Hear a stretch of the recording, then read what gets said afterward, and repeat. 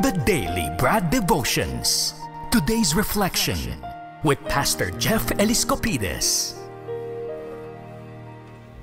Na-experience nyo na po ba ito? Yung kahit anong gawin mo, parang pasan natin yung daigdig, yung mga term, no? Pagod na tayo, pero wala kailangan tuloy-tuloy pa rin Have you ever felt po yung parang yung weariness, yung nade-drain ka na, nabe-burden? Alam nyo po, may magandang imbitasyon ako sa inyo. Ito yung imbitasyon ni Jesus sa atin ng mga napapagal at nahihirapan. Sabi po sa Mateo 11:28, lumapit kayo sa akin, kayong lahat na nahihirapan at nabibigatan sa inyong pasanin at bibigyan ko kayo ng kapahingahan. Ito po ay isang imbitasyon. Yung pong sinabing lumapit kayo, it talks about proximity. Sabihin po, hindi po malayo ang Diyos, siya po yung nag-iimbita sa atin. Hindi kasi niya i-impose yung sarili niya sa atin. Jesus invites us to come to Him. Hindi natin kailangan lumabang mag-isa. Lahat po tayo, given na may carry tayo mga burdens, responsibility, may mga failures din tayo, mga worries, mga fears. And kadalasan nga po, yung pride natin, sinasabi, kaya mo yan, inaral mo na yan, pinagdaanan mo na yan, kaya mong mag-isa yan. Tandaan nyo po, hindi natin kailangang mag-isang labanan. Lalo na yung mga single mom na nakikinig ngayon or solo parent, maring tatay yung single, parang ang bigat-bigat. Maring seniors ka po ngayon na nakikinig at yung mga anak mo ay may kanya-kanya na ring buhay at pilit nating nilalabanan. Alam niyo po, si Jesus, He promises rest at hindi lang po physical na rest to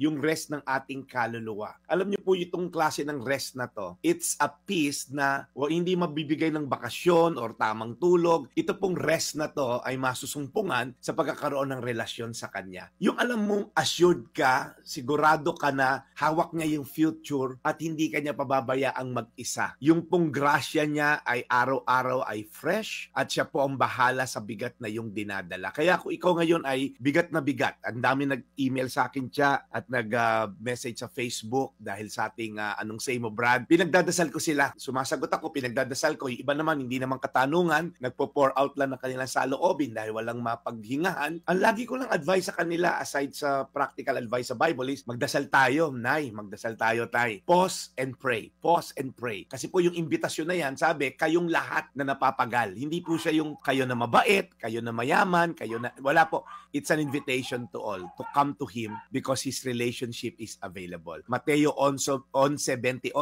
lumapit kayo sa akin, kayong lahat na nahihirapan at nabibigatan sa inyong pasanin at bibigyan ko kayo ng kapahingahan. Tayo po'y manalangin, Panginoon. Salamat po dahil Ikaw ang nagdadala ng aming bigat ng saloobin. Dahil Lord, Ikaw ang may dala ng aming future, yung aming kinabukasan. Kaya Panginoon, Ikaw ang tumulong Lord sa mga tao na nahihirapan ngayon. Palakasin niyo po ang kanilang mga pananampalataya sa iyo. Ikaw Panginoon magbigay sa kanila ng lakas para tumawag sa iyo ng buong puso at buong kaluluwa. Sa pangalan ni Jesus. Amen.